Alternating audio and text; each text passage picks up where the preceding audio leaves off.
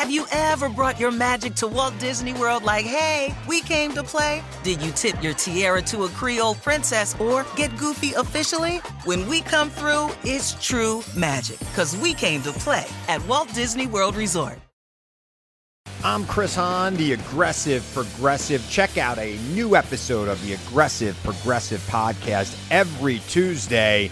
You know, the election is heating up just as the year is winding down. Stick with me. I'll tell you the truth as I see it. Download the Aggressive Progressive on Pandora or wherever you get your podcasts. 15 years ago, at the age of 19, an artist by the name of Nasir Naj Jones released his debut album, Illmatic. The Source awarded it 5 mics, and the album was hailed as an instant masterpiece. It only had 10 tracks, but each one displayed not only his lyrical genius, but also a surprising level of musical maturity. Now, 15 years later, Michael Eric Dyson, Sohail Daulatzai, and other writers have written a book on the album. It's titled Born to Use Mics, Reading Nas's Illmatic. In the book, each writer focuses on an individual track and looks into its cultural significance. Sohail Daulatzai, welcome to And You Don't Stop on WBAI. So, why Illmatic? Why not Ready to Die or Hard to Earn by Gangsta or any of those albums that came out in '94? That's a really good question. I mean, me and Mike, when we were deciding which book to do, we had a few, and it was really interesting. I mean, of the ones that you put out there, I mean, obviously all those came out in '94, but for us it was like a choice between, Illmatic and Nation of Millions, America's Most Wanted by Ice Cube. That there are these particular records that we felt like really signaled a sea change, not only in hip-hop or music more generally, but kind of like in terms of the commentary that it was making on the U.S. more broadly. And we just felt like that while those other albums were great albums, and they were really hard to not do a book on, that Illmatic became the choice for us because of the particular moment in which it occurred, which was this moment in 1994, this moment where hip-hop was, as we talked about, as I argued in the introduction, kind of at this tipping point. It was this post kind of Dr. Dre, the Chronic album had just come out, Snoop had just come up on the West Coast, and hip-hop seemed to be in a different place or shifting into a different direction than it had been in that late 80s, early 90s moment. Not necessarily a moment of innocence in hip-hop, but definitely a moment in which there was kind of a social commentary, a particular kind of aesthetic involved in hip-hop in terms of like the kinds of sampling, James Brown, etc. But that it had a certain kind of, like, as Chuck called it, a black CNN feel to it. There was a certain kind of public sphere with which hip-hop was creating for itself. And Illmatic occurred at this moment, and you can tell by listening to Nas, like, on the album, which is what makes the album such an incredible album for a lot of reasons, that he was deeply influenced by that era. And so here was this MC who grew up, cut his teeth on that era that's called the golden age, so to speak, in hip-hop. Yep, but was trying to do something different, so that the album wasn't this traditionally political hip-hop album. But it wasn't apolitical either. For us, what really grabbed our attention, in addition to all of that, was this kind of like first-person narrative that Nas was trying to rap from.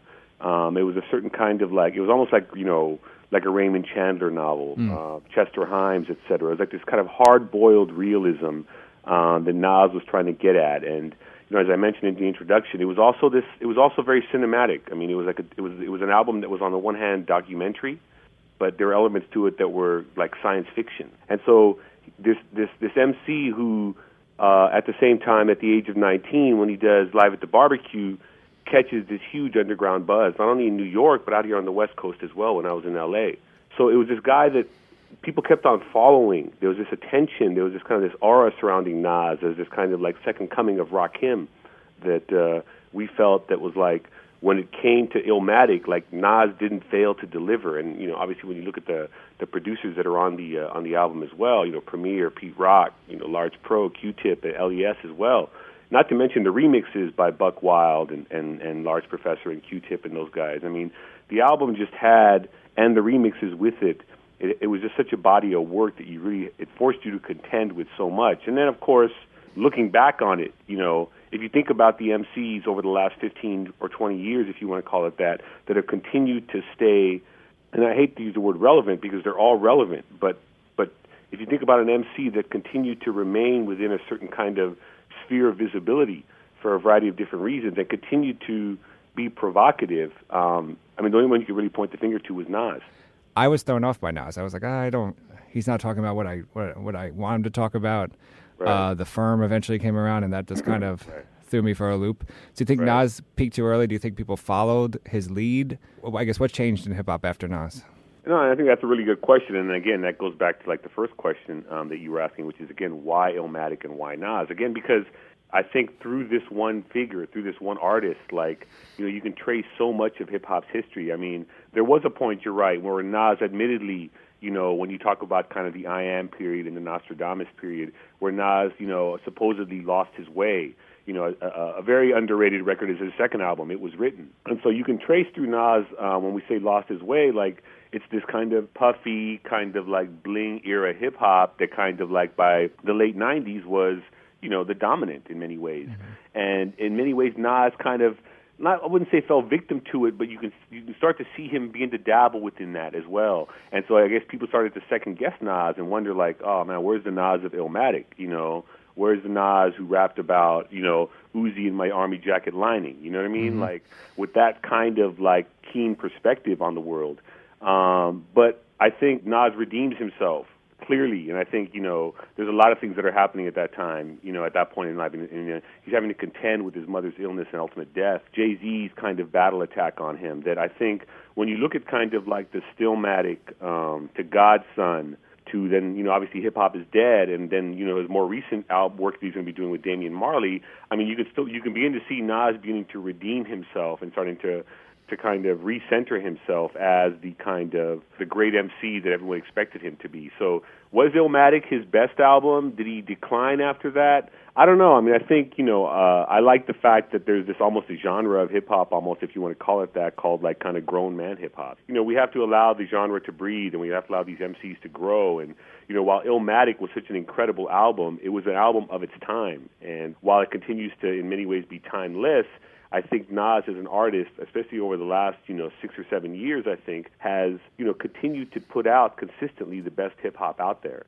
But I think, like, we have to also put it in context, and that gets to the second part of your question was, has hip-hop changed since Illmatic? And I would say definitely, and I think that was, again, part of the reason why we wanted to do it. We saw, you began to see hip-hop, the ground underneath his feet beginning to shift. You began to see the ideas around excess and spectacle, like this crass materialism that was beginning to dominate the genre at a mainstream level. That's not to say that on the kind of more, I hate to use the word underground, but on the level that wasn't operating in terms of like radio and television, cats were still putting it down at a level that harkened back to that late 80s, early 90s period.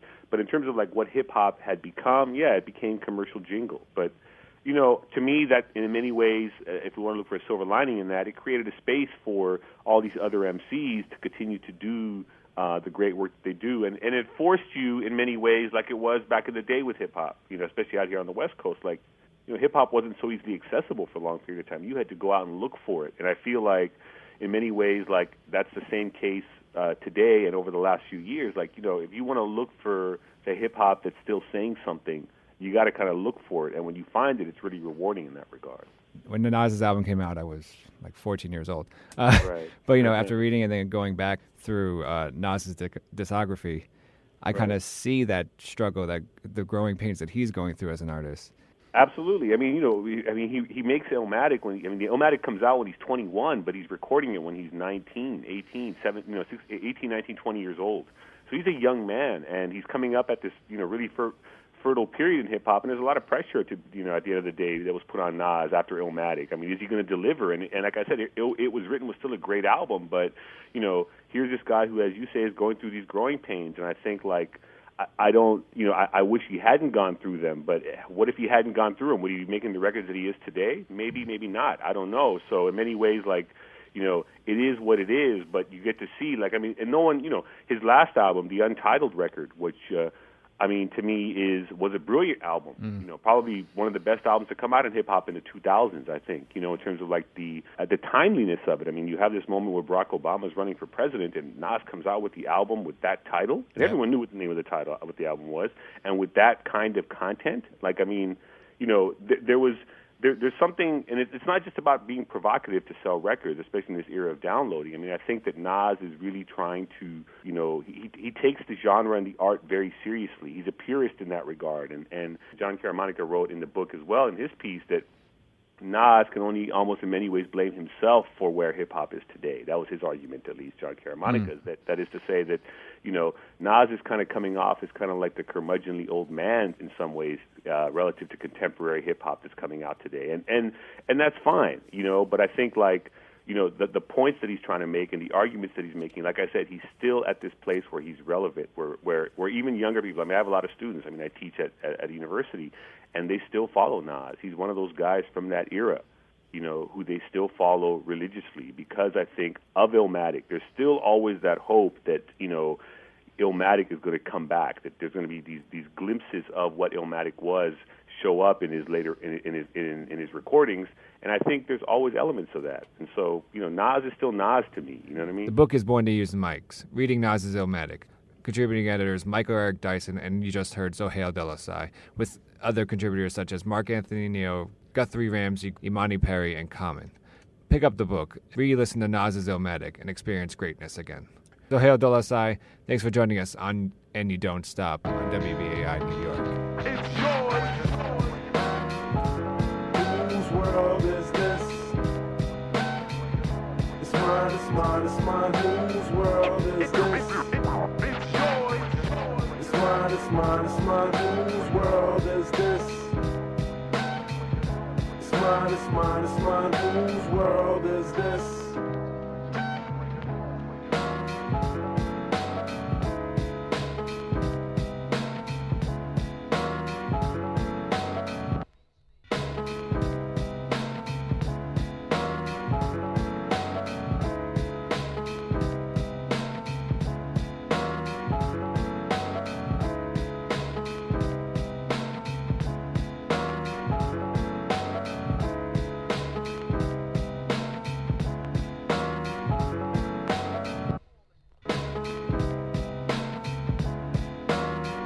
Say what?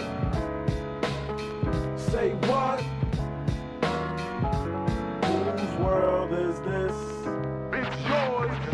It's mine, it's mine, it's mine. Whose world is this? It's mine, it's mine, it's mine. Whose world is this? It's yours. It's mine, it's mine, it's mine. Whose world is this? It's mine, it's mine, it's mine. Whose world is this? It's yours.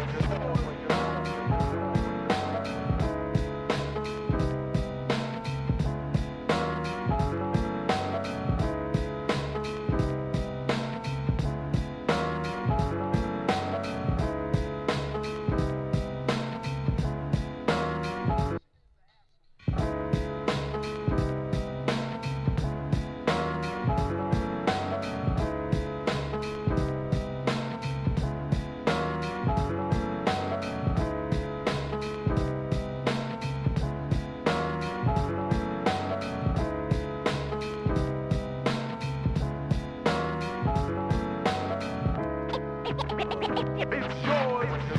It's mine, it's mine, it's mine. Whose world is this? It's mine, it's mine, it's mine. Whose world is this? It's yours. It's mine, it's mine, it's mine. Whose world is this?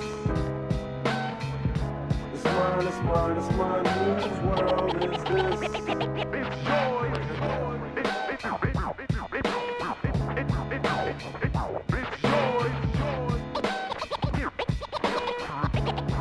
world is this?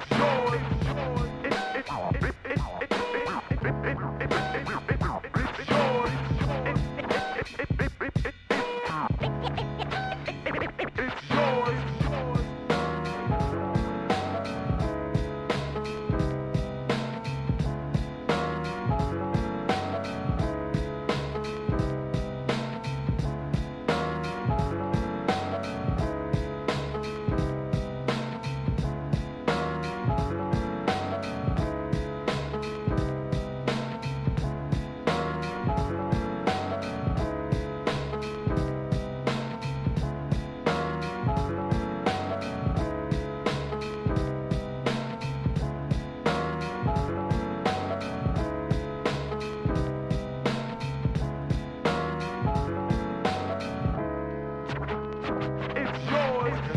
It's mine, it's mine, it's mine. Whose world is this?